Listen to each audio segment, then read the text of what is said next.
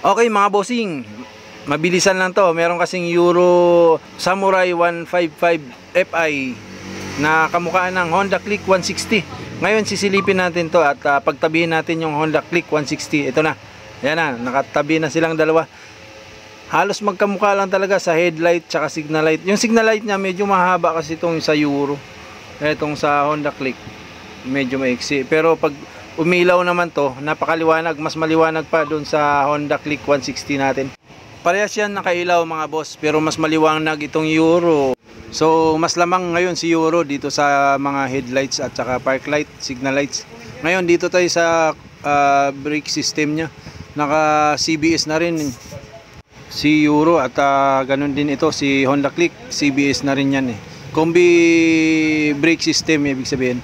Ngayon dito na naman tayo sa likod, yung brake nya, ito naka disc brake na.